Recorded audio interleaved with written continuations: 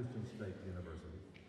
Out of respect for our performers and your fellow audience members, we ask that you please take a moment to turn off or silence all cell phones, pagers, and other electronic devices. We would also like to remind you that flash photography and video and audio recordings of any kind are prohibited. For parents of small children, in the event that it is necessary for you to leave the hall during the performance, our ushers will be available to assist you. Thank you for coming. Enjoy the performance.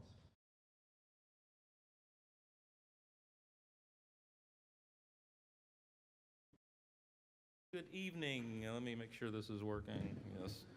Good evening, everyone. Thanks so much for coming out tonight. I am Jake Blevins. I'm the chair of the English department here at SAM. Before we start, there's a few thanks I really want to give.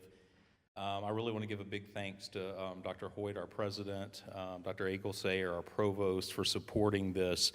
Really a big thanks to Dean Zink and the whole staff at CHSS. They really do an amazing job at helping out with this program and this festival, and they really go above and beyond. Again, a huge thanks to all of them. I kind of, to sort of start tonight, some of you may know that I've been here at SAM for nearly 2 years now. And I came from a university that had what I would say is a pretty solid writing program.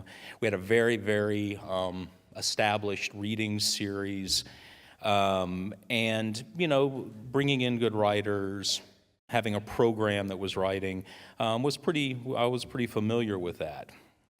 When I got here to SAM, there were lots of surprises, and really seeing what we do with the National Book Award Festival, for a place like Huntsville, for a place like SAM, it really, really is something special. And I hope everyone, is kind of an outsider coming in, I hope you have that perspective, or you can understand that perspective.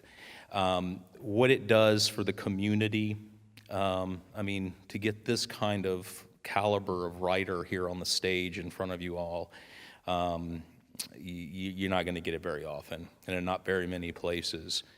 For our students, it gives them a tremendous opportunity, and now with our, this is our first year, we're able to offer an internship to a student to actually go to New York and work with the National Book Foundation. It really, really is something special.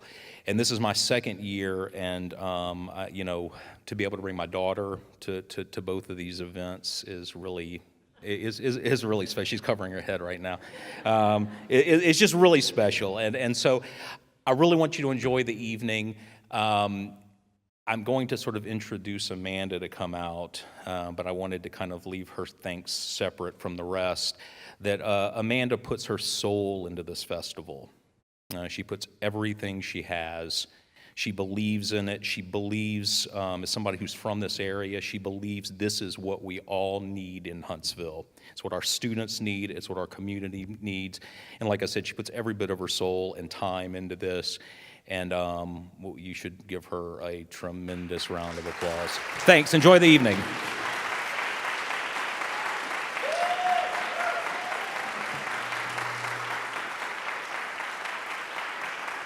Hi, everybody. Am I on now? Can you hear? Okay, great. Thank you, Dr. Blevins. That's very kind. I do care a tremendous amount about this community and about this festival, and I am thrilled that you're all here to share in this night with us. So welcome to the 5th Annual National Book Award Festival at Sam Houston State University. I'm Amanda Nallen O'Banion, the coordinator of the event. Each year, the festival brings 3 recent finalists of the National Book Award for several days of events.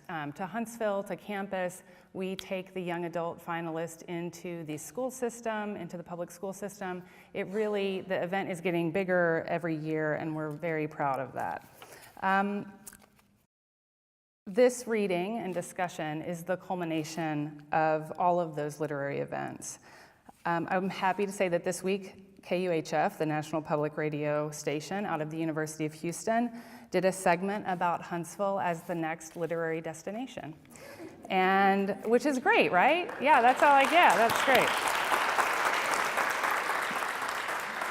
And your participation and your presence at this program really makes that dream into a reality. And I think the more people who are able to come and attend, the more we will be able to grow into that, that title. I want us to be a literary destination, not only for events, but for writers, for readings, and for writers.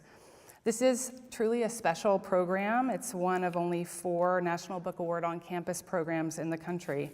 And as Jake said, our relationship with the National Book Foundation has created a new opportunity this year.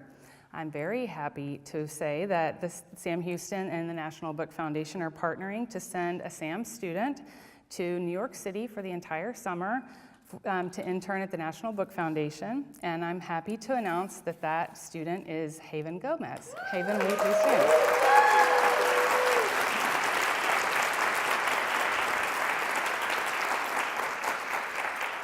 Haven is pursuing an MFA in creative writing, editing, and publishing, and I hope this opportunity opens many, many doors for you. Now, let me introduce our writers. I am not Matt Johnson, as you may notice. He has the flu, and so I'll be taking his place this evening, introducing the writers, and also moderating the event, so cut me a little slack. This wasn't on my plate this morning. Okay, Jason Reynolds is a New York Times bestselling author, a Newbery Award honoree, a Prince Award honoree, National Book Award honoree, a Kirkus Award winner, a 2-time Walter Dean Myers Award winner, basically has won everything, an NAACP Image Award winner, and the recipient of multiple Coretta Scott King honors. Reynolds was the American Bookseller Association's 2017 spokesperson for Indies First and will serve as the national spokesperson for the 2018 celebration of School Library Month in April of this year. Celebration sponsored by the American Association of School Libraries. Jason is also just a very congenial person. I had dinner with him last night and the rest of the writers, and found the just warmth about children, and we talked about kids and supporting literacy and why you write for kids, and it was truly inspiring. So I'm going to introduce all 3 writers, and then we'll ask them to come to the stage and each read for about 10 minutes. Lisa Coe is the author of The Leavers, which was a finalist for the 2017 National Book Award for Fiction and won the 2016 Penn Bellwether Prize for Socially Engaged Fiction. Her writing has appeared in Best American Short Stories 2016, The New York Times, BuzzFeed, O Magazine, and elsewhere. She has been awarded fellowships from the New York Foundation for the Arts, the Lower Manhattan Cultural Council, and the MacDowell Colony, among others. Born in Queens and raised in New Jersey, she lives in Brooklyn. Danez Smith is a Black queer pause writer and performer from St. Paul, Minnesota. They are the author of Insert Boy, winner of the Kate Tufts Discovery Award and the Lambda Literary Award for gay poetry. Danez's second full collection, Don't Call Us Dead, was selected as a 2017 National Book Award finalist. Danez is the recipient of fellowships from the Poetry Foundation, the McKnight Foundation, and is a 2017 National Endowment for the Arts Fellow. Their work has been featured widely on platforms such as The Late Show with Stephen Colbert, BuzzFeed, The New Yorker, and The New York Times. I should also mention that Danez is also the very recent inaugural winner of the 4 Quarters Prize. So fantastic writers. I mean, the list of accolades is out of this world. So I'd like to welcome first to the stage Jason Reynolds, and who will read from Ghost.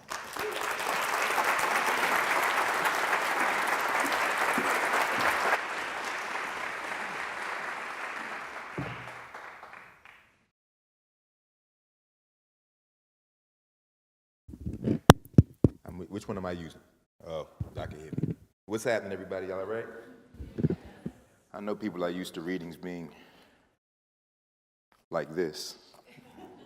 But, all right, I'm going to read basically chapter 1, really quick, short chapter from my middle grade novel. It's called Ghost. Chapter 1, World Records. Check this out. This dude named Andrew Dahl holds the world record for blowing up the most balloons with his nose.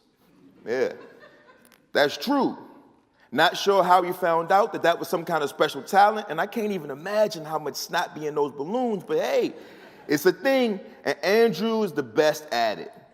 There's also this lady, her name's Charlotte Lee, who holds the record for owning the most rubber ducks. No lie. Now, here's what's weird about that. Why would you even want one rubber duck, let alone 5,631? I mean, come on. And me, well, I probably hold the world record for knowing about the most world records. That and for eating the most sunflower seeds. Let me guess. Sunflower seeds, Mr. Charles practically shouts from behind the counter of what he calls his country store, even though we live in a city. Mr. Charles, who, by the way, looks just like James Brown if James Brown were white, has been ringing me up for sunflower seeds 5 days a week for about, let me think, since the 4th grade, which is when Ma took the hospital job. So for about 3 years now. He's also hard of hearing, which when my mom used to say this, I always thought she was saying harder hearing, which made no sense at all to me. I don't know why she just say almost deaf. Maybe because hard of hearing is more like hospital talk, which is probably rubbing off on her.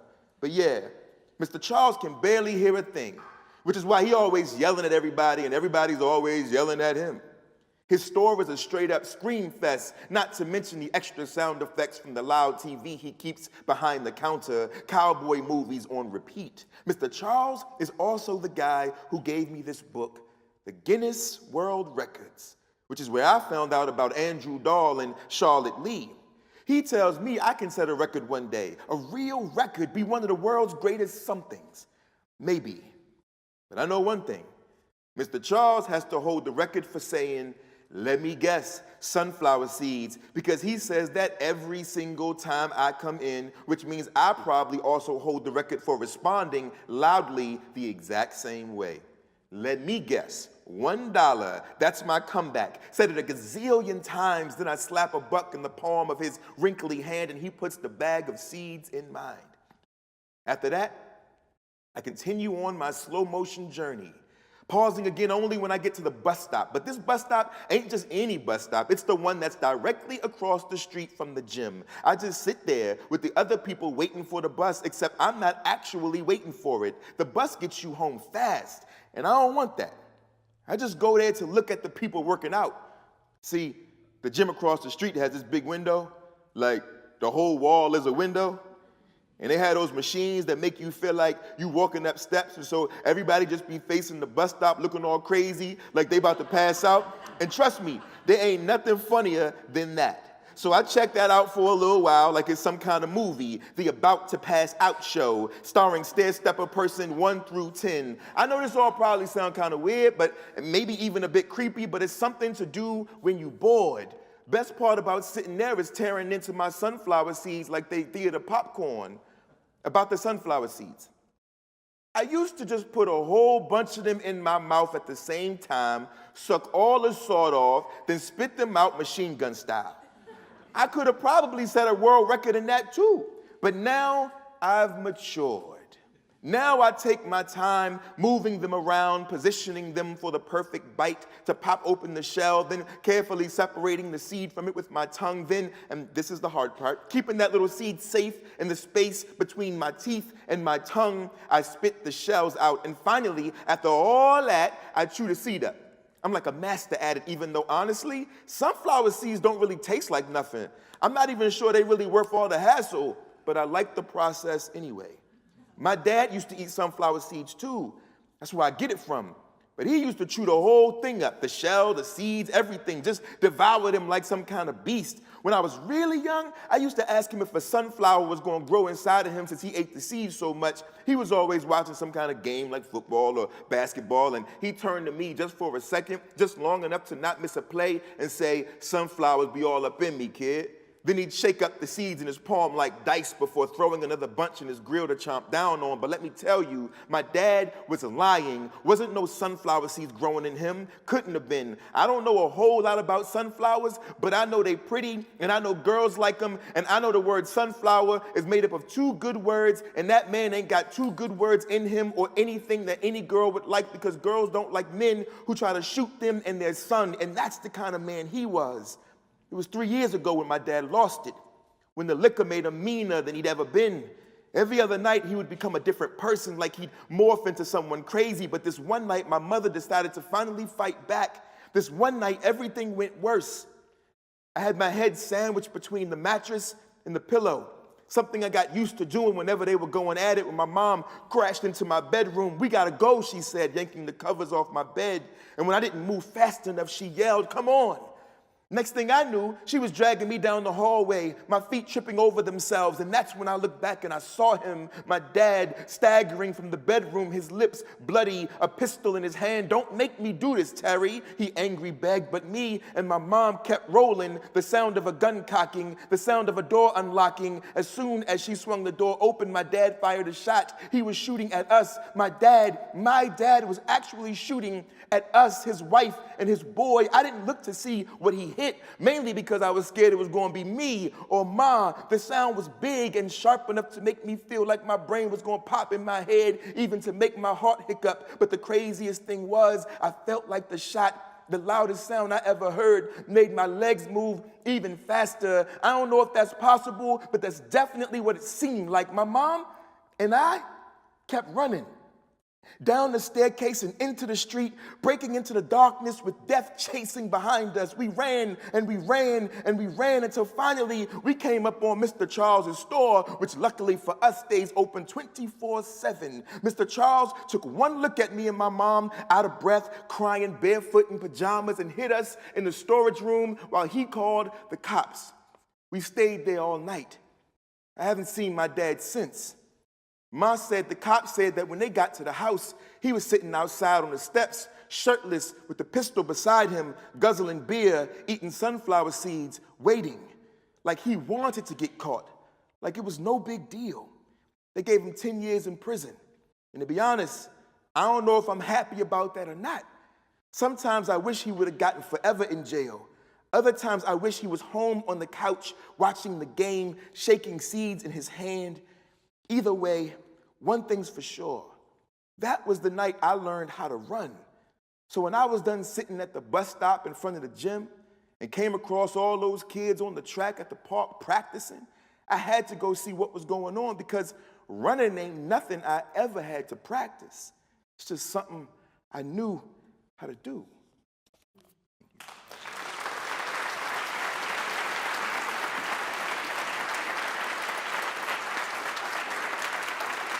Thank you.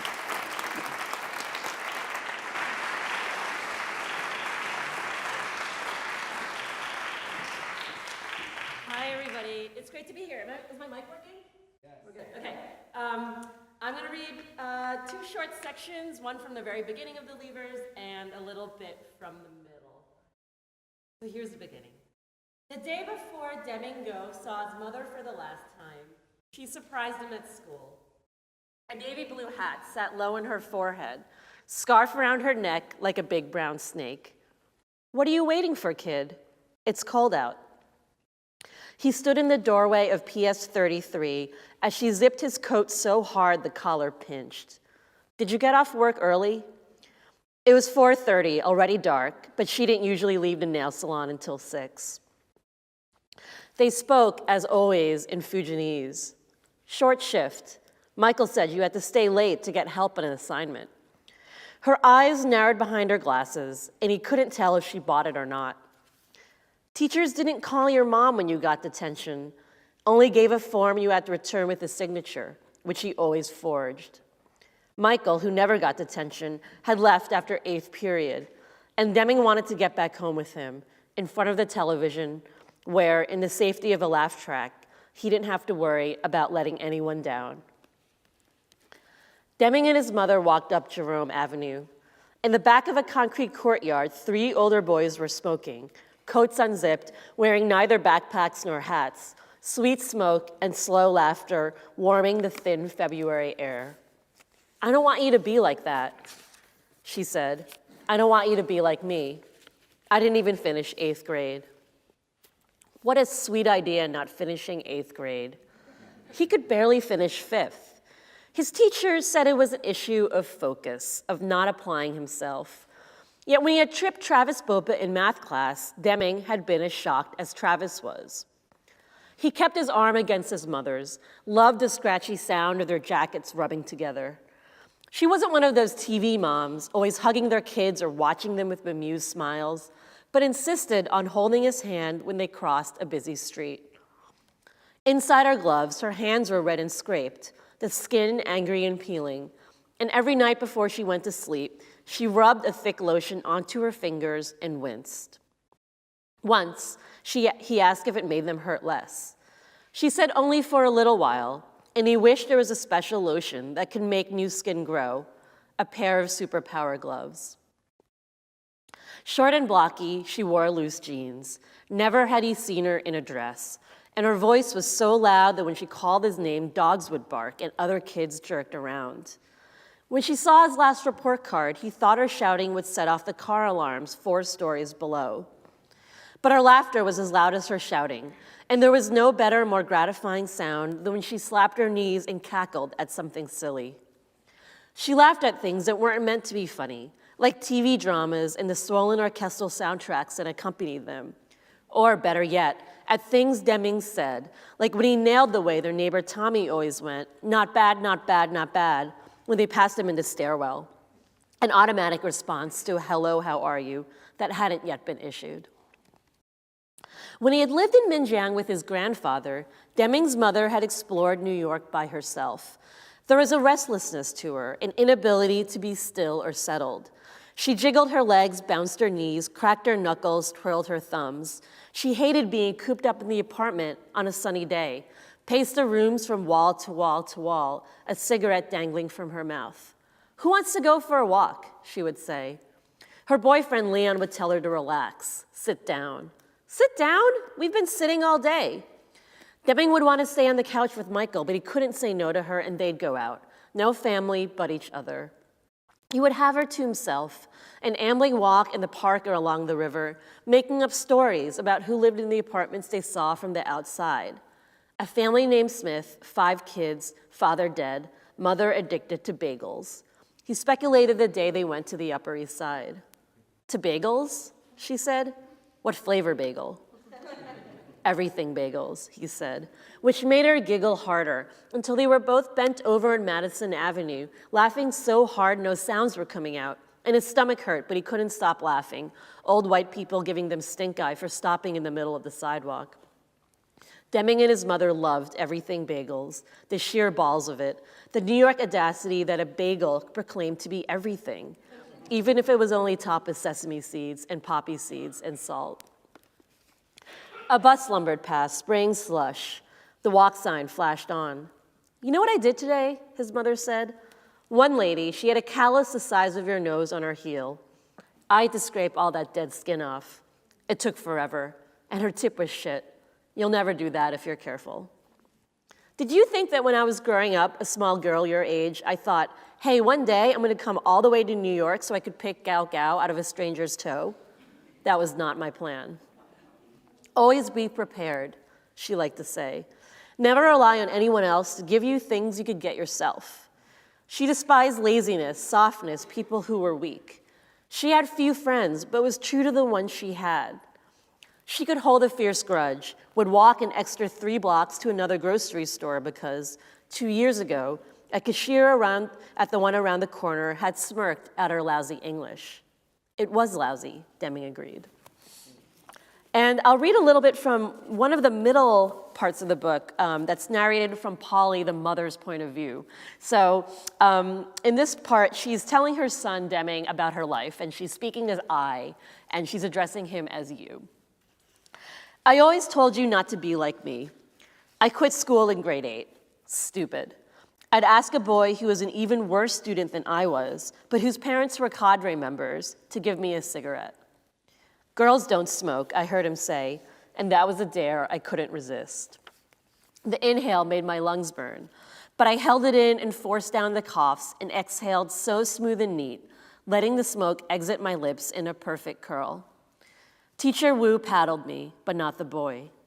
I leaned over his desk as he whacked my ass with his wooden board, and as I faced my classmates' stunned faces, I laughed. I had seen boys cry when they got to paddle, but this smacking was no big deal. I didn't go back to school after that, and the summer passed in the slowest ooze. My hair grew longer, my face sharper, and I swept the rooms until the floors were clean enough to lick.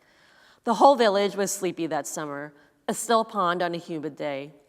The striped plastic tarps strung across the alleyway were faded and torn, and the vendors with their flip-flops, batteries, and scratchy panties in individually sealed plastic bags looked resigned to never selling anything. Even our chicken's eggs were smaller, like she had struggled to push them out. One afternoon at the end of the summer when I was 15, I was doing the laundry. Couldn't wait any longer for the weather to cool, and the clothes needed washing, though it was almost pointless to wash them in such humidity. I filled the plastic basins, wrung out the clothes, and strung them, one by one, from the line. Yipa's underpants and my t-shirts, flapping squares of gray, red, and white. I heard a small squeak and looked up, and there was the neighbor boy, Hai Feng, taller than when I'd seen him last, staring at me from atop a bicycle. "Want a ride?" he said. My father called him the wimpy Lee boy. "Soft like a pillow, that one," he said, when we overheard Hai Feng's parents ripping him a new one for failing the high school entrance test. I kind of felt bad for Hai Feng. Plenty of kids in Minjiang wouldn't make it to grade 9. We all had as much of a chance of going to college as flying to the moon. Hai Feng's dark hair stuck to his face in the summer heat. He had a widow's peak that made him look older than he was. His limbs were gangly, but there were ropey muscles on his calves and forearms, tightly balled and hidden. Surprise. It wasn't like I had anything important to do. So I climbed on the bike's rack, balancing sideways, batting mosquitoes from my face, the tall grass tickling my feet. Hai Feng pedaled, the sky gaping and bright, the wheels squeaking as we rolled through the fields. I sniffed him. He smelled like salt. "Let's go to the river," I said, but we were already on our way. Thank you.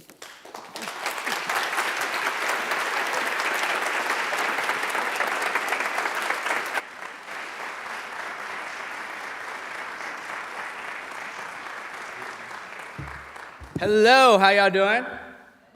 There's more of y'all than that. How are y'all doing? Good, thank you. I'm glad to be here before I go back home to Minnesota tomorrow and dig my car out of the snow. Yeah, so appreciate the weather. Okay, let's do poems. So this poem is about, are y'all familiar with the product known as Vaseline? Cool. You know, there's like, you never really run out. There's always like a little bit more to scrape from the side if you believe in it. So yeah, this is a poem about Vaseline when it was very important to me around the ages of 11, 12, 13, 14. It's about masturbation. Cool, let's get there, cool. A note on Vaseline. Praise the wet music of frantic palms, plastic toilet cushion, and shiny fingers, your eyes shut, rebuilding how Sherry bent over in math, or how Latrell walked around after gym class, his underwear too small and brand new manhood undeniable. Praise that endless tub of grease. It's been the same empty, but not quite empty your whole life. This very same Vaseline you're using to polish your favorite body part was used by your mama to slick her face when Miss Latrell from over on Heck Street called her a frog-eyed bitch back in '76. The same grease your auntie used to make a disco ball of her small brown mouth when she decided it was time to put it on Craig at the skating rink. This very same family-sized tub has been young with all your elders. It soothed Grandpa's gout, Grandma's fire burns, and Saturday morning bruises. Praise petroleum, how oily and blessed the space between your fingers. That supple blade between index and thumb sends you to the guts of stars. Remember this grip. When men use the stuff to prepare you for their want, when they leave you throbbing, tender, and whistling from the wrong mouth.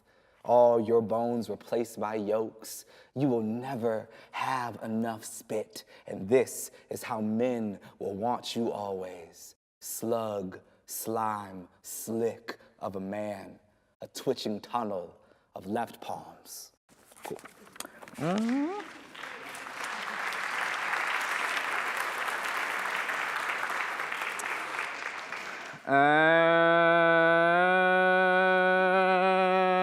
Next. Okay, cool.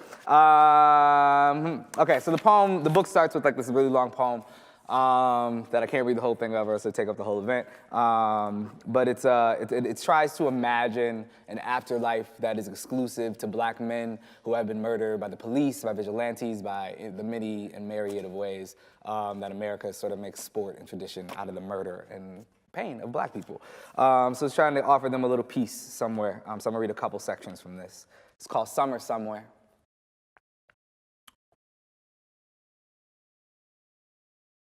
Somewhere, a sun.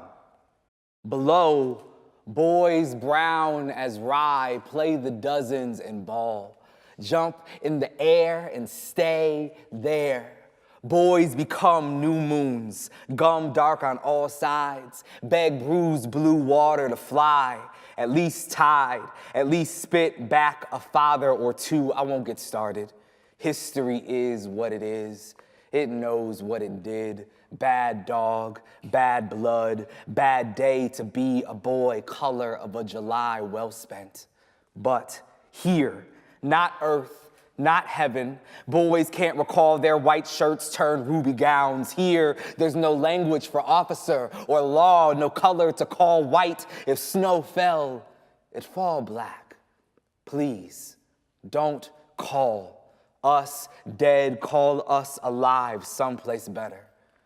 We say our own names when we pray.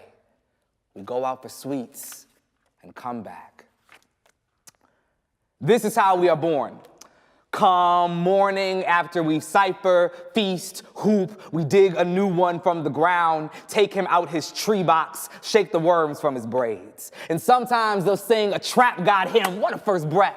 And sometimes it's the eyes who lead, scanning the room for bone flesh men in blue. We say, congrats, you're a boy. Again, we give him a do-rag, a bowl, a second chance. We send him off to wander for a day or ever. Let him pick out his new name. That boy was Trayvon, now called Rain King. That man, Sean, named himself I Do. Oh, the imagination of a new reborn boy. But most of us just settle on alive. Sometimes a boy is born right out the sky, dropped from a bridge between starshine and clay. One boy showed up pulled behind a truck, a parade for himself in his wet red train years ago. We plucked brothers from branches, peeled their naps from bark. Sometimes a boy walks into his room, then walks out into his new world, still clutching wicked metals. Some boys waded through their own blood to hear. Does it matter how he got here if we're all here to dance? Grab a boy, spin him around. If he asks for a kiss, kiss him. If he asks where he is, say gone. Cool. All right.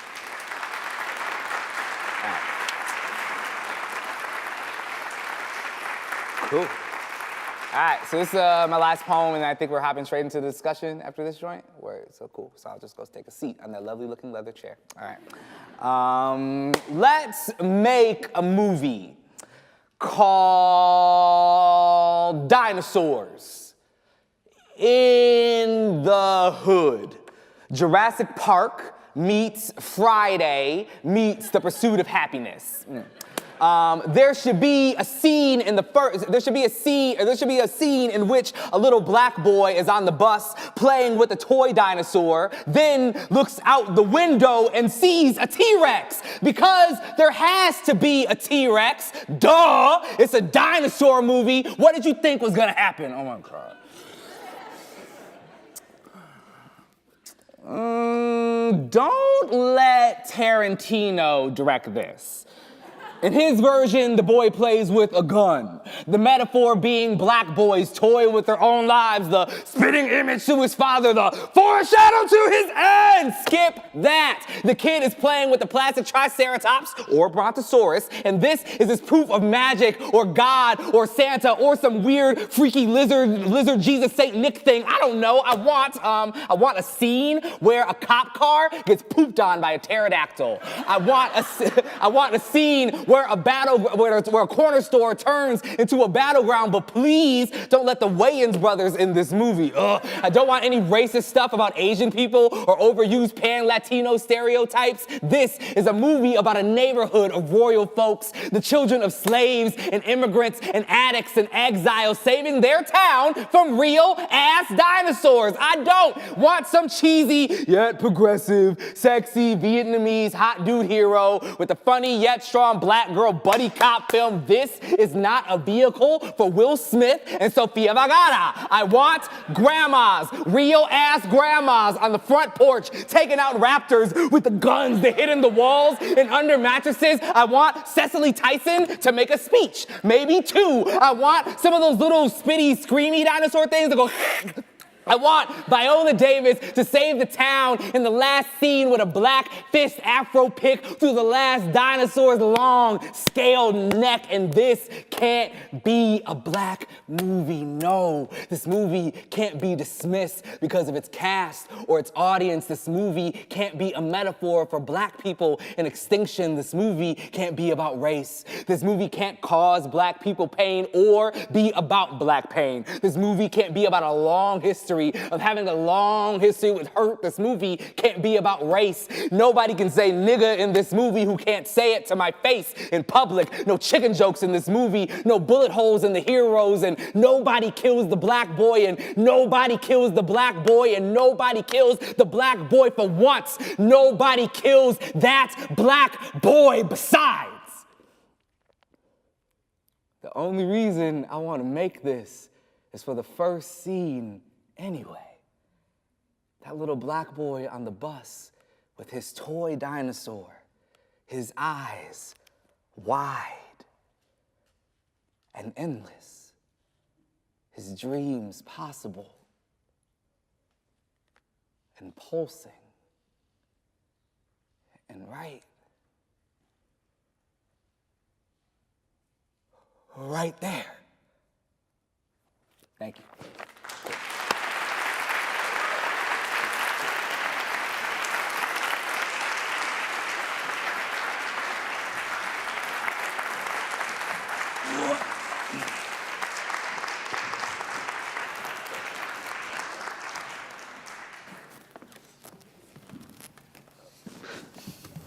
Y'all could have let me in on the memo for the outfit. Yeah, well, I mean, you know. New York, it's like a... Yeah. I don't know, but everybody got on all black, and I'm just gonna be over here looking like That's the leopard. y'all are the white stripes, and I'm a cheetah girl. Like that's how we're doing this. Okay, cool. By choice. So I need some sneaks like that. Oh. Yeah, that I think would work with my dress. Wow, amazing performance. Is that me? That's the spaceship with the dinosaurs on it. Okay. So performance in your work, that's the first question. How, when you are writing, do you come to this understanding? Is it a process of how you go through several layers of it? And I'll ask this of all of you, until you get to a point where you think, yes, this is the voice, this is the sound, this is the emphasis that I want, and how do you change the language to accomplish that on the page? Oof. Who wants to? I just finished Poet. reading, so The y'all. poet. You know, I mean, were you that performative a reader always? so I'm a hip hop kid. I grew up with rap music. Right. I grew up sort of that being the central point, one of the central points of my identity as a child. And from rap music, I also, my original discipline was poetry. So I was in that world for a very long time as well. I also come from a performative family. I come from like, you know, my kitchen table is that kitchen table where you know, I come from the house with the Vaseline tub and the old man who always is shaking peanuts and has a pocket full of change, and like the old ladies, like that is my true sort of experience. And I think for me, that stuff is just sort of woven into the fibers of who I am. I don't know how to not do that. So for me, it's a lot of just, and I also am I have a terrible, well, not terrible, I have a huge chip on my shoulder. And that chip is the chip that continues to remind me that I get to do whatever I want.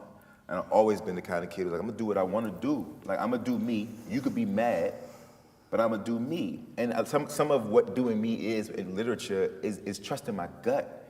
And so I'm not interested in sort of writing things that adhere to some academic rule, as much as I am interested in writing things that feel good to me, to my ear, right? The music of it, as we were discussing earlier, right? The music of it, I need it to sound good and feel good to me. It gotta feel good. And if it don't feel good, I don't care how beautiful the sentence is, it don't work, it comes out if it don't feel good.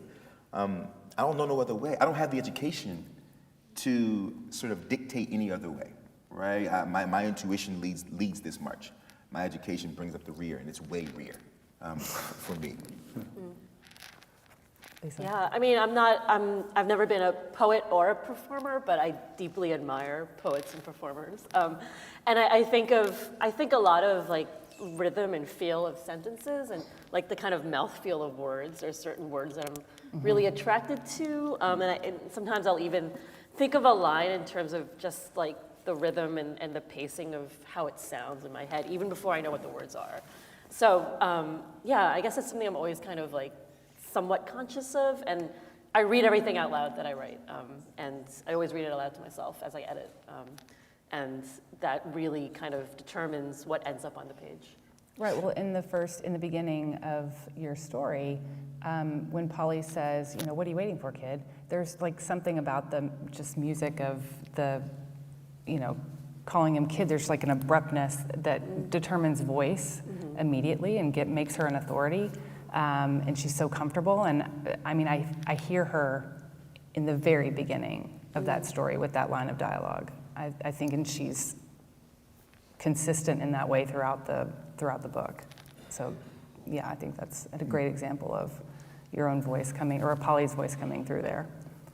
Yeah, I think this is the question of all work, right? I mean, I think to do something that doesn't feel like, I think the word performance is maybe slippery, and I love it, but I think it's also dangerous because I think it allows some people to excuse themselves out of that idea of performance.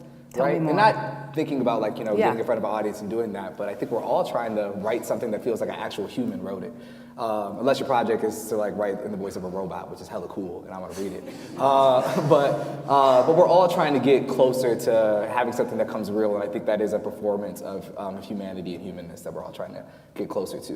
And I think in something that's more prosaic, whether that be actual prose or a poem, you're trying to actually invite people into a conversation, into a story, into something that feels both as strange and wonderful as it does familiar and home.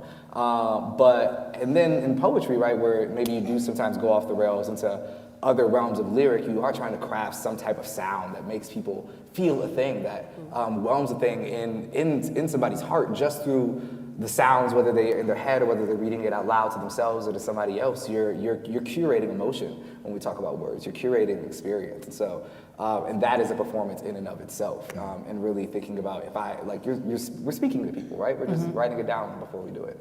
And so we're trying to, I think we're in this very manipulative work of performance and trying to get people to perform the emotions that we even want them to on the other side of the book, right? I want you to perform weeping when you read some of my poems. I want you to perform smiling when I do that. And my job is to figure out how do I set these stage directions so that you feel what I want you to feel. It's connection. Yeah. You're trying to connect. Right. Right. So, Jason, in the process of you doing you, have you ever, tell us about a experience in publishing where you've come up against someone who said, no, we need you to do something else, or, and how did you handle that? Would you just bail out? Oh man, I remember a long time ago, I had written this book. It never came out, actually. It was a book called Cannonball Jesus.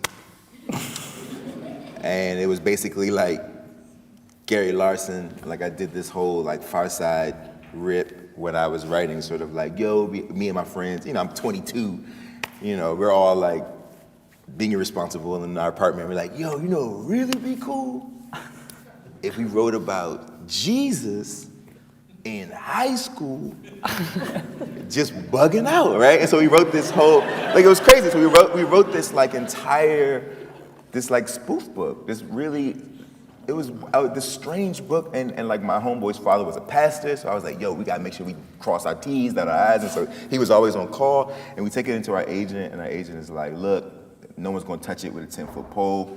You all should stay far away from the occult. Don't write about anything religious. Don't write about anything that has to do with wizards. Harry Potter was just starting to bubble. No vampires. I'll never forget this. This is right before Twilight came out. No vampires. No, it was a trip. And I just remember being like, oh, this is crazy. And then I remember 2 years later, they were like, yo, we want you to write this book. You should write about vampires in the hood, right? And I was like, yo, y'all are, this is ridiculous. And then like 10 years later, I ended up sort of doing my own thing. And I remember, and even now, there are moments, my editor's good, and so we don't have no problems. But there are moments where I have to stick to my guns when it comes to language, more than anything, right? If I choose a word, I chose that word, right? I remember one of the simple things that we don't think about, right? Like the word hind parts, if you're talking to my mother, is one word. But if you're talking to my editor, she's like, well, Jason, I ran this through copy editing, and they tell me that hind parts is 2 words because you're talking about the hind part of a cow. And I said, no, I'm talking about the hind part of a person. And the hind part of a person is a single word if you're talking to my mother, right? And so like these kinds of debates, I think a lot of it has to do with sort of, you know, my editors at this point trusting my gut. It's like, look, man, I'm gonna do the thing I need to do. I'm gonna trust you when it comes to some of the structural things, and even then I'm gonna push back. I have to, and it doesn't mean that I'm I don't play well with others. I love my editor, we collaborate well, but I think collaboration, the key of collaboration is trust. And you can't tell me my experiential truth. You just don't get to do that. If I tell you this is what's happening, then this is what's happening, right? Your job is to critique my work within the framework that I gave it to you in, right? It's like, I hate when people, I was to do poetry workshops, you get your poems back, and people are like, yo, this poem would be so much better if it was like an entirely different kind of poem. And it's like, yo, I want you to critique me within the framework this poem was given to you in. I need you to critique it to be a better version of itself, not what you think it'll be better as. And I think that is always sort of my argument. Right. So have either of you ever had an experience where the publishing process came between you and what you wanted to say?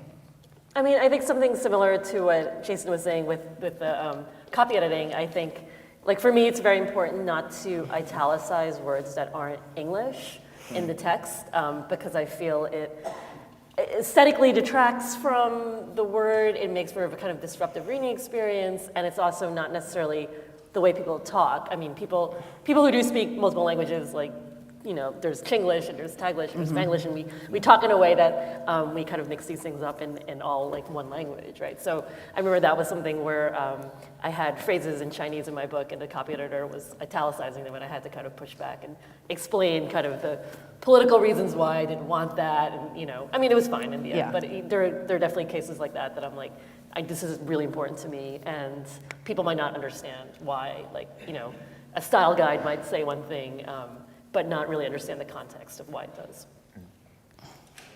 No? No surprise there, bro.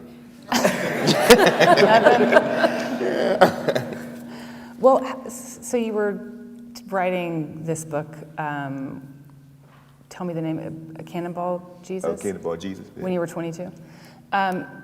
So how old were you when you published your first book? And I'll start with Danez and then come down this way. How old were you when you published your first book, and how did that, you know, your age play into what made it on the page, and how do you feel differently about that now? Or do you? Oh yeah, I published my first book when I was 24.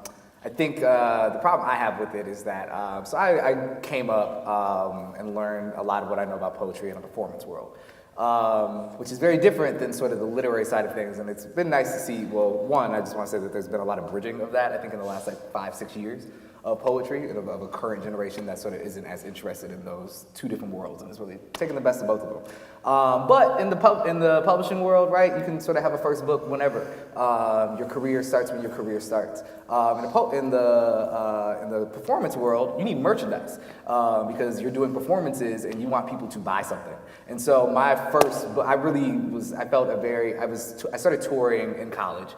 And so I was doing all these gigs, and I had my little crappy Kinko's chapbooks that I was stapling myself and selling for way too much money at these gigs. But I wanted something nice. How much were they?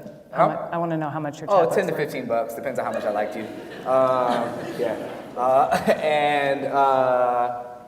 So I wanted something that looked nice. I was in a rush to get this book. And by the time I had it and I was sort of thinking about publishing in a major way, then by the time it was coming into the world, I realized, I didn't need it. If this is actually the world that I'm going to be parlaying in. So in some ways, I feel like I wish I had more time. The book also did well. Especially to be coming out, it came out on a really small press, and it moved in ways that small press books have to fight against a lot of the time to be able to move in the world. So I'm happy with the result, but I think in another life, I'm still working on my first book. But here we are. So. Okay, that's great. I published my first book and my only book when I was 41. I'm now 42. But I've been writing since I was 5 years old, and I never stopped writing, and I think there's a million and one reasons why it took me so long. And in retrospect, I remember being 25 and being like, oh shit, I gotta publish my first novel before I'm 30. 30's and then 30 passed. So it was like 35, and that passed. And 40, like, okay, maybe not. But whatever it happens. And kind of, it took that long because it took that long. I think that maybe I wasn't ready to write a book when I was 25. I think it took me a really long time to grow up and be an adult. And, a lot of people, it takes a lot less time. Well, I'll tell the story again we were talking about this earlier. Alice Sebold, who wrote The Lovely Bones, was doing an interview with Matt Lauer on the Today Show years and years ago, and he said, wow, it took you 10 years to write this book. And she leaned forward and said, that's not a long time. That's not a long time. You write a book. 10 years isn't a long time to write a book. And I feel that, every day. Yeah. It's a big job. Yeah, it's a big job. Time. Yeah. I was 23, but And how did you, so if you Mine didn't do was it, weird. Tell us that weird story. Yeah, mine was a little weird. So the way I got published is weird. When I was in college, I had a roommate, and I never tell this story, so I'm glad that, because I never talk about it. But when I was in college, I had a roommate who became one of my best friends. He was an artist. We decided that we were going to make a book together in college because I also was a poet, and we were just hustling, just trying to figure out. You had to have merchandise. You had to have merchandise to get home, right? If you had, because you wasn't always going to get paid. You needed the 10, 20, 30 bucks to get back, however you was gonna get back to where or get food or whatever you needed to do. So I'm hustling, trying to figure it out. Me and my partner, he's like, yo, we're gonna make a book together. And he quit school, and then every day we started to do this weird collaboration, like art poetry on some Frank O'Hara, you know what I mean? Like our version of it. But we're like these kids, I'm 18 years old, 19 years old, I'm super irreverent. So for all the younger people in the room, hold on tight to that irreverence. There's a difference between irreverence and irresponsibility, but hold on tight to that irreverence. And we decided that we're gonna publish this, we're gonna print this book, right? We're gonna self-publish this book. And it cost us $30,000. Because the artwork in this book, my buddy did all this artwork, and he's a stickler, like most visual artists, and he's like, look, if we're gonna do this, it needs to be right. And so we called a press that's no longer around, called Steinauer Press out in Vermont, who used to print for the Smithsonian. Mind you, I'm 19. And so we're calling them yo, we want to get 1,000 books printed. We want it to be a coffee table book, hardback, silk pages, the whole nine.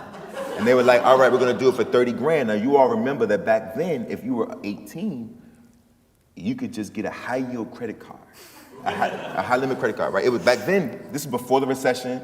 You could just walk in and just be like, yo, I need 30 grand, right? And they'd be like, here's a Visa, you know what I mean?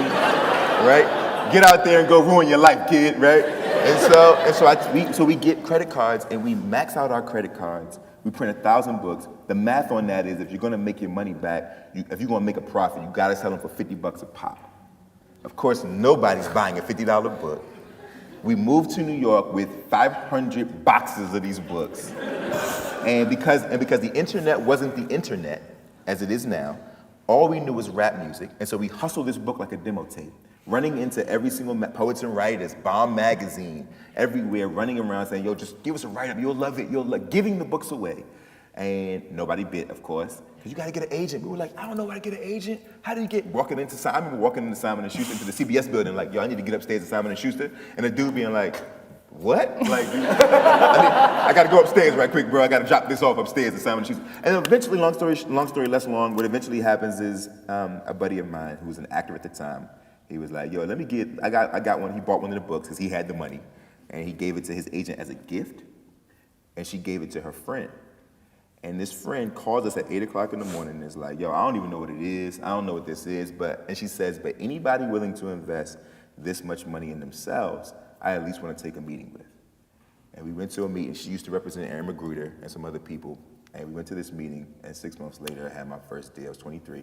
I was 21 when we got the deal with HarperCollins. And that's how I got in the game, through the back door. So it's a very different, wow. Yeah, there's a strange, super lucky. And tell us who your publisher is now. Now Simon & Schuster. Yeah. I'm a Simon & Schuster. I was with HarperCollins at first. Right.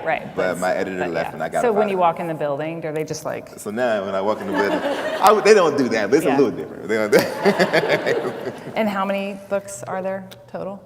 12. 12. Yeah. That deserves a round of applause. Like that is... Thank you. So regarding these particular books, tell me how the National Book Award changed your process of moving forward to the next work, if it did. And Jason, you've been nominated multiple times, so you can talk about any of those experiences. But did it make you think that you had a different audience suddenly, or did it raise the bar in some way for how you were telling a story? Did it make you self-conscious? Did it just make you super happy? Did you just sit and this feels good? There's probably stages to being a National Book Award finalist, right? So none of us won, which None of us won. That's why we're here. That's why we're here. John Lewis was here last year, so. Yeah, but he's also John He was a Lewis. brother. But literally to be a National Book Award finalist is to win, right? Right. It's on the front of all the books you're going to publish for the rest of your life. National Book Award finalist, blah blah blah. At least in poetry, I don't know about y'all. All of them. Yeah. I got so- this one before the. But not even the sticker, whatever book, when my next book comes out, it's just going to say National Book Award finalist Annette Smith, which is now my proper title. Right. Legally change your name to that. Yeah, exactly. Do you wear your medal in public? I wore my medal for a solid week. You did? I did. Yeah, now it's at my grandma's house. She hangs it. Yeah.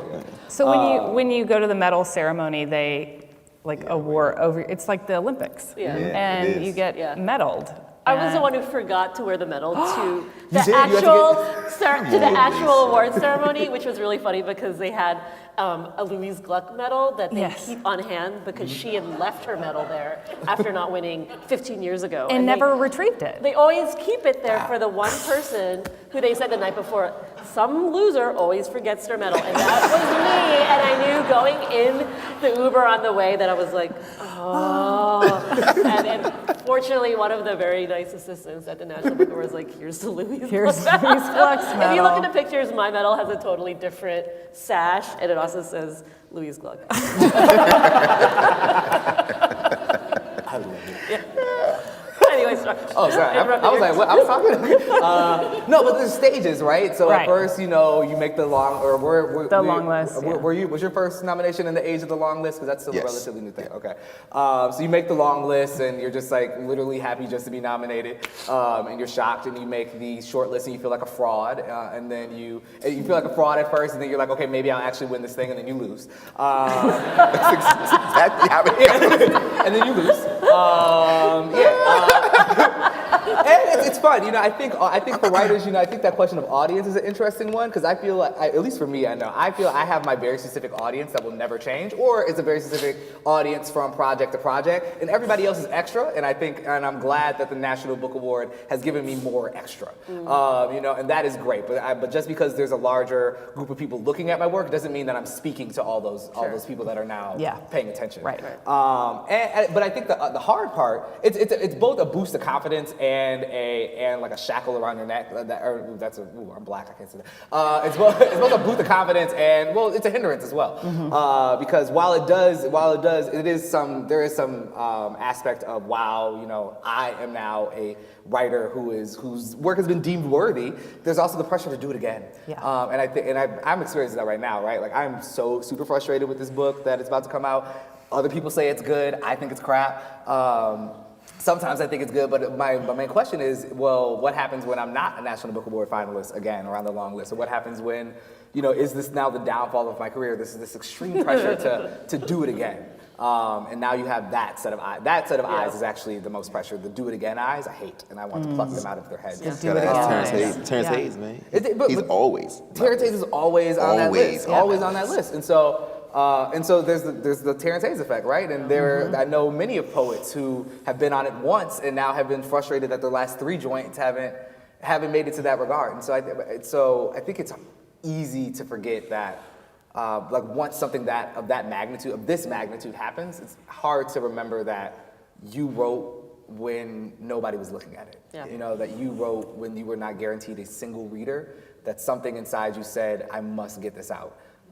And it's a challenge. It's a challenge and a beautiful challenge to try to get back to that space after such an award like this.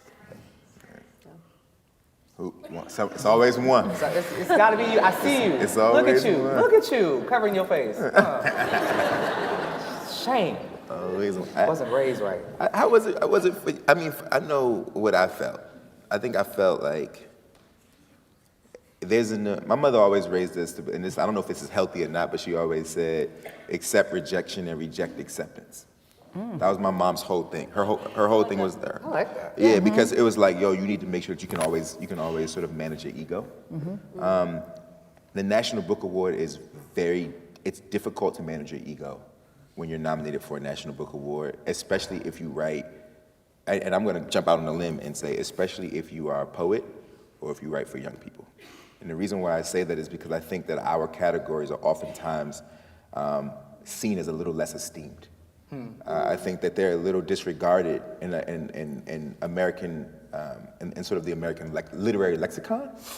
And so when we are nominated for certain things, at least for me, I speak for myself, I took it a little differently because I'd like to believe that I have enough confidence to not desire the approval of people that I respect, but the truth is that I desire their respect terribly across the board, right? When I was there, Colson Whitehead is there, Jacqueline Woodson is there, like everyone is there. These are people that I look up to and that I respect, whose work I respect, and I need them to see that I too can bang with the big dogs. And it means something to me more than it probably should most days, but it's something I can't quite shake because I hear such terrible things being said about what it means to write for young people. And so when I get to be in a space where I get to present my work and the merit, and I'm being recognized for the merit of my work amongst people who are also being recognized for said merit. Like Rita Dove was there. Like it was like, yo, I'm being nominated. Rita Dove right here, and John Lewis right here, and Colson and Ibram Kendi, who wrote Stamp from the Beginning. These are like they got the same medals. They got the same medals I got, right? And so I think it was just one of those situations where for me it was like, yo, kid, you can take a moment this time and pat yourself on the back, just this once. But then you gotta like cut your hand off. Right? It's like you know what I mean? It's like this so you can get back to the work. You know what I mean? But I will say the one thing that was wonderful in my case, and I was there a lucky year, was that I got to take my mom. And my mom is there. My mom is 73. My mom is there, and my mom is like, you know, she don't play no games. So of course she's like, I don't care who nominated. Like we taking this thing, right?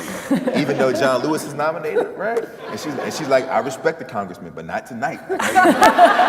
but you know that's my mom. But when he won, I got I got to watch my 73-year-old mother, who's been through hell in this country, watch John Lewis win a National Book Award sitting next to her son, who was nominated.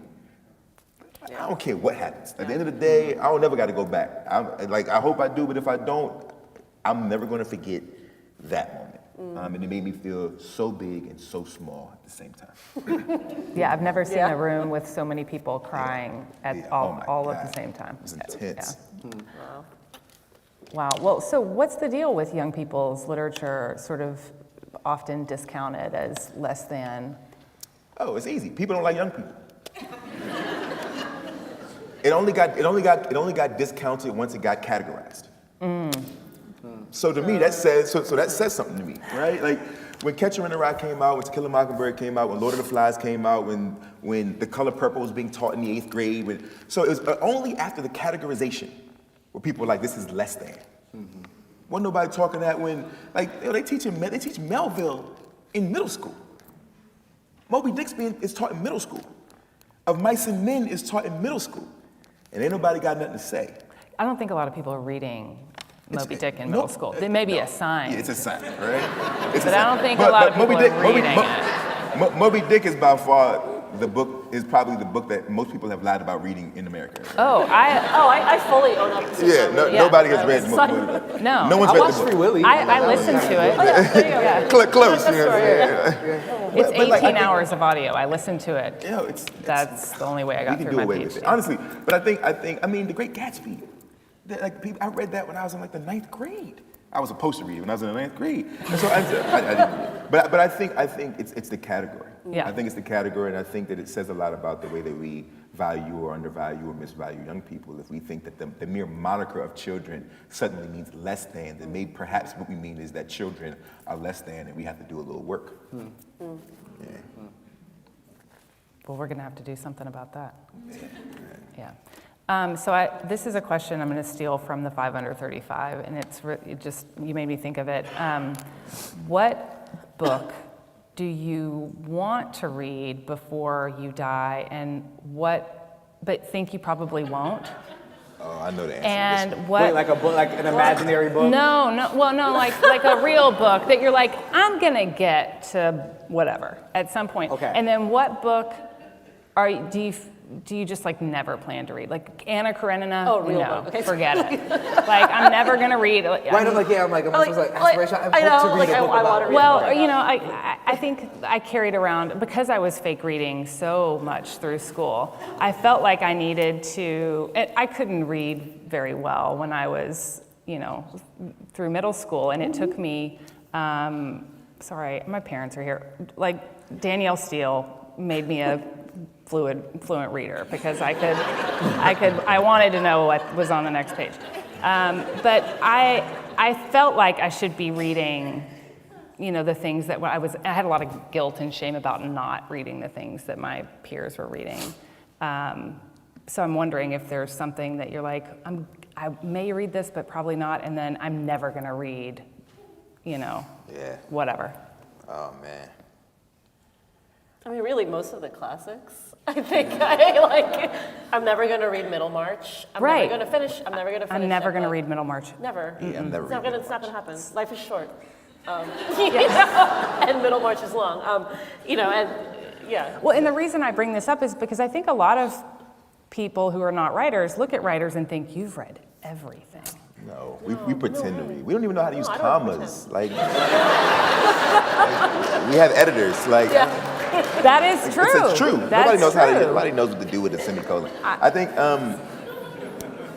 what I think I will read, what I think I'd like to read, but I probably never will, is Harry Potter. You haven't. Yep. Neither have I. Not a single one. It's so good. Nah, man. It's so Look, good. I really believe that. But I'm probably never going to. I really believe it, but I'm It's probably so never. good. I hated reading. I hated reading in high school. Let me say it again. Hated reading. Harry Potter okay? did it for I you? read the first 4 Harry Potter books in 1 week. Okay? Do you hear me? I'm probably never going to read it. I'm just being honest with you, bro.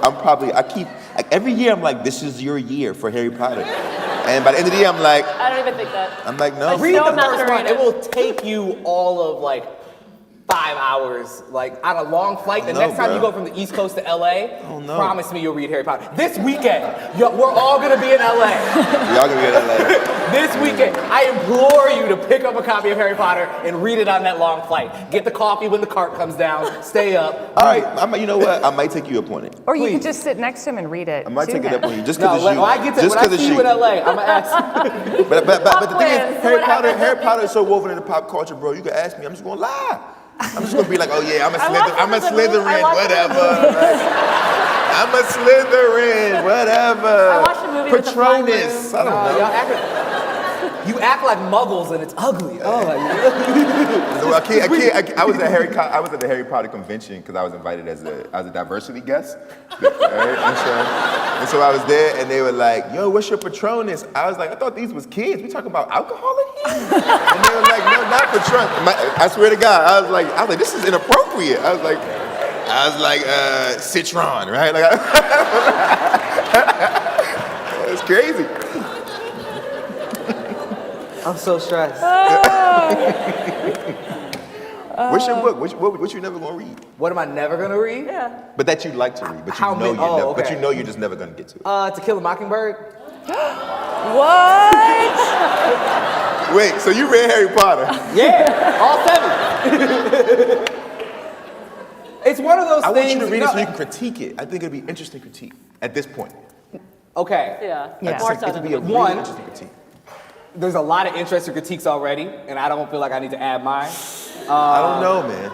I don't know. I feel like it's one of those books. Like there's certain books. It's part of a long list of books that I feel like because I somehow made it out of high school and college without ever having it be out in my syllabuses. I don't know. I have too many new things that I'm excited about reading to like dip back and read Yeah. To Kill a Mockingbird. You Yeah. know, that's kind of how I feel. I mean, maybe one day, like if you think it has something to do specifically with my work, then maybe I'll take a trip. I Take a look. do think it has something to do with your work.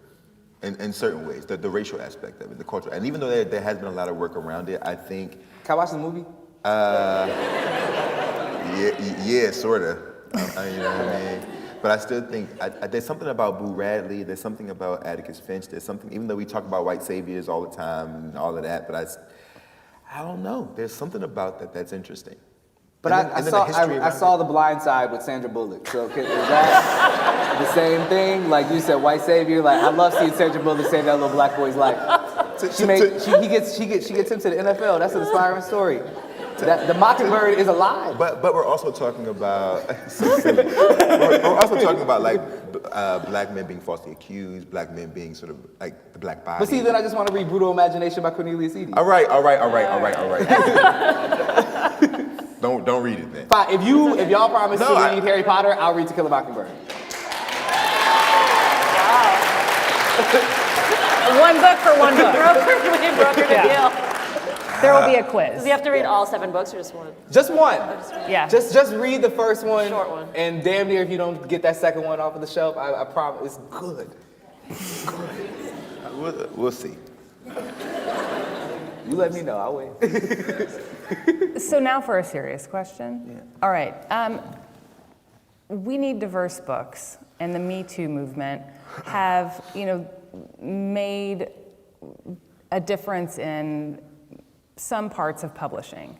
But, do you think that it's made a huge difference in the way publishing works? There hasn't been the sort of same fallout from the Me Too movement.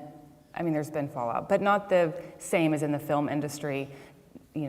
Why do you think that is, and how do we, those are two very different questions, but how do we shape how we move forward when there are these efforts to make sure that more writers are coming from diverse backgrounds, that women have, and young girls have the voice and the space to tell the story they want to tell? How are we making progress?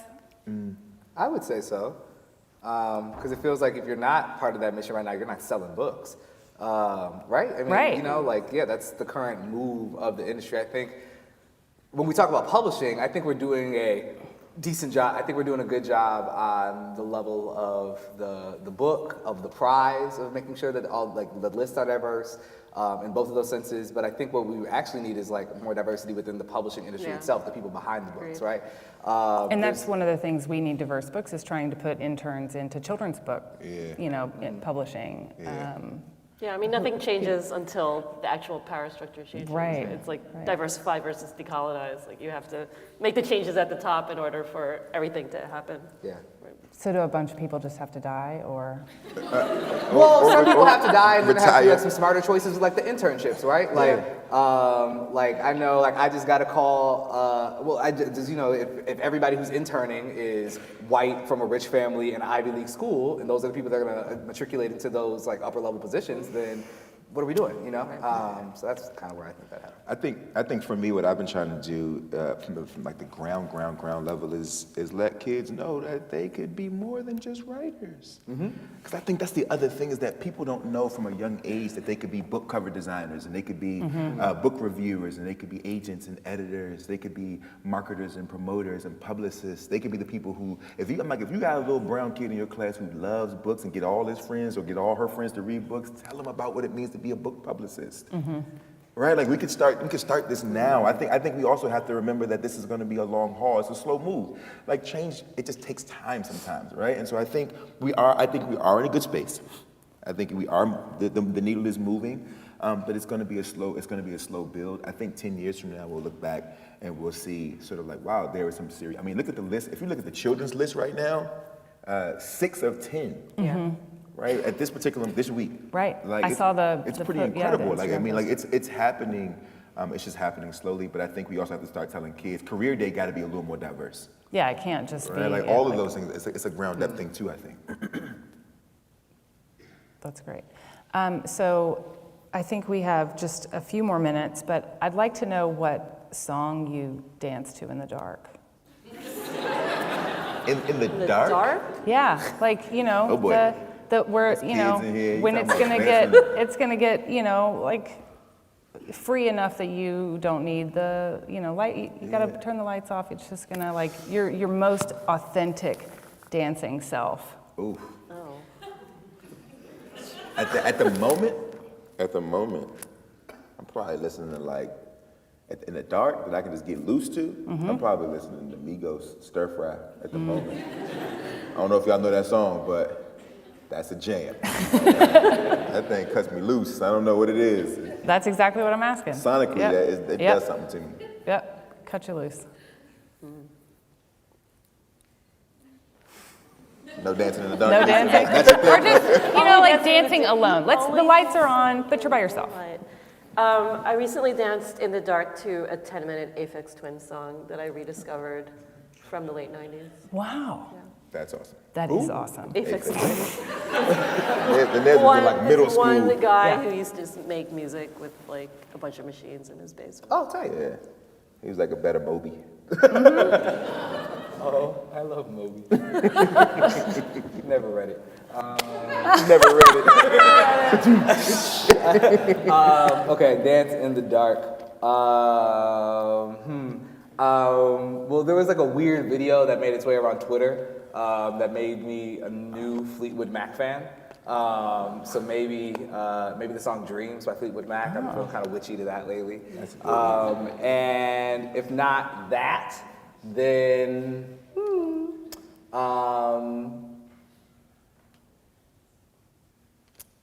"Here Comes the Sun" by Nina Simone. Oh. Yeah, that's a good So one. the follow-up question is, how does that moment, that self of freedom, how does that connect to your writing or how you compose? For me, I think it's, I would say that it's directly connected to a lot of the work. I mean, the sounds in that song, like that song, you guys should really listen to this song, by the way. It's the sounds in the song, right? And the language in it, the way they're using, I think there's a line that's like, in the kitchen, twist flipping like a stir fry, right? And I think about sort of like, I know what that means, and it's not about stir fry, but but I also like the way the words sound, right? Like the words sound interesting together, right? In the kitchen, like that sort of I don't know, what's the name of that? That's the sound, like the syllable, I don't know the nim part of all the homonym, synonym, the nim of it, right? You know what I'm talking about? Whatever that. A phone? Because is that what it is? I don't know. You smart, but anyways, but like it's that sort of sound that sounds put together, and then like dance with my dogs in the nighttime, right? Like that is that the song? Yeah. Dance with my dogs in the nighttime, ooh, right? Like that sort of like that line and that sound. There's something about it that I think is at the core. I mean, I can't explain it, but it's inexplicable. But I think at the core of my work, the idea of like dance with my dogs in the nighttime feels like it just feels like the work that I So do. that's what I'm getting at. Yeah, Like, it that's feels what like I'm the work getting that I at. do. Like when you feel like yourself and no one's watching and you're getting to that like thing. Yeah. And how does that? And it's yeah. melodic, and it's hard, and it's raw, and it's jagged, and you don't understand all the words, but you know you can't help but feel it. You right? feel it whether you understand And it I or think not. that's my Yeah. work in a nutshell. Gotcha. Yeah, I mean, not really regards to Aphex Twin, which I don't actually normally listen to, but I do have, like, I'm very kind of crazy about my Spotify playlist where I make different playlists for different stories and music projects and like different eras, depending on what like time I'm writing about and who my characters are. So the characters have playlists, novels have playlists, and I often listen to music while I'm writing. So it's like a way I think, especially while I'm drafting and kind of want to get my like conscious mind out of the picture and just kind of want to be able to feel like my hands on the keyboard and, Yeah. and kind of directly get the words from my brain, into the world without thinking too much. I'll blast music really loud So Deming does that, to right? wipe out my brain, I guess, in a way. Yeah. Yeah. So do you have a Spotify playlist for Deming that's? Yeah. like, There's a novel. There's a Lever's Spotify playlist. Okay. So that's great. Yeah. Okay. So we'll have to. I like that. I like the energy of like loud sound and like sentence. And can we share it on our Facebook page, or is Yeah, it? absolutely. Oh, It's awesome. on my website. Great. We'll do that. Also not directly related to the two songs I said, but I think when I think about this idea of like dancing in the dark, or was that what yeah, dancing in the dark, which just sounds so dirty. I love dirty things. Read my book. I think that makes me just think about, I think when a song is really your song, and when you have a relationship to it, when you dance to it, there is a sort of automaticness that happens, right? Where your body sort of surprises itself, and it's calling both on like the moves that it knows, and also just like improvising and doing things that you didn't know your body could do. But the music, you have that connection to it where you just sort of go. You end up someplace and you don't know where, but when you get there, it's a good thing. I think that's what the best writing is too. When it does become automatic, when you're both employing the tools that you know you're a master of and surprising yourself by taking moves that even shock you as the person who it's flowing out of. I think about both of those moments, right? When the song ends, it's just like when you reach the end of a good story or a good poem where you don't even know who wrote it when you look up. Yeah. Something just flowed, another thing took over. The flow. Yeah, it was automatic. It was something unknown. It was something channeling through you. That is what maybe that makes me think about it. I think yeah, in that way, all writing, you're dancing awkwardly until you find a way to dance in the dark, Yeah. Do y'all remember writing do you remember writing Levers? Do I remember it? Yeah. Do you remember writing the process of writing? Sure. Do you remember it? Yeah. Do you remember writing? Some poems, a book of poetry is so disjointed. But some poems, yes, I remember like working at them and all that stuff. But some no, some maybe a little bit more mystical. Yeah, because I feel like I just like, there are I remember editing. I barely, Oh, just the composition. Oh, I mean the yeah, first the like draft. Okay. I rarely remember the first draft. It's like you're in a fever dream. And a lot of people are like, yeah, I don't.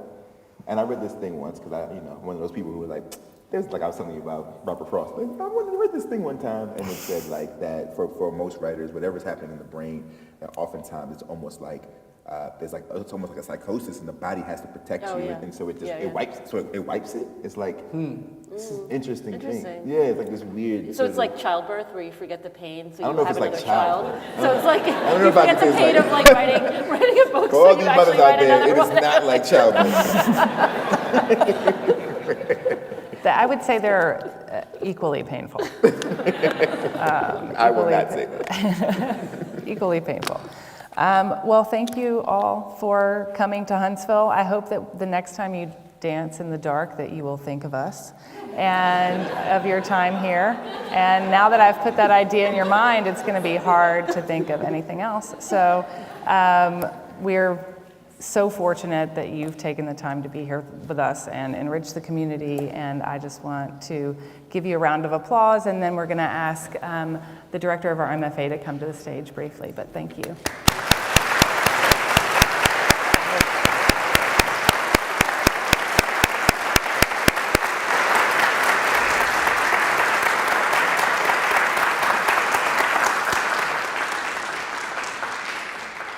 Thank you. Can you hear me? Okay. My name is Scott Kalkinen. I'm the director of the MFA program in creative writing, editing, and publishing here at Sam Houston State. And it's my responsibility here to bring this to a close, at least in a formal sense.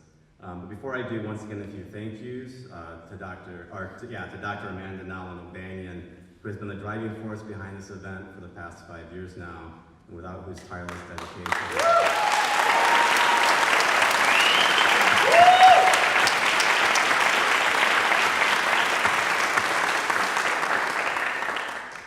Who maybe learned a little bit about herself too tonight, and grace under pressure in difficult circumstances. So very well done, as always. Also, thank you to President Dana Hoyt, to Provost Richard Egglestayer, to Dean Abby Zink of the College of Humanities and Social Sciences, and to Dr. Jake Blevins of the Department of English, without whose support we couldn't do this either. And of course, to tonight's authors, Lisa Coe, Danez Smith, and Jason Reynolds.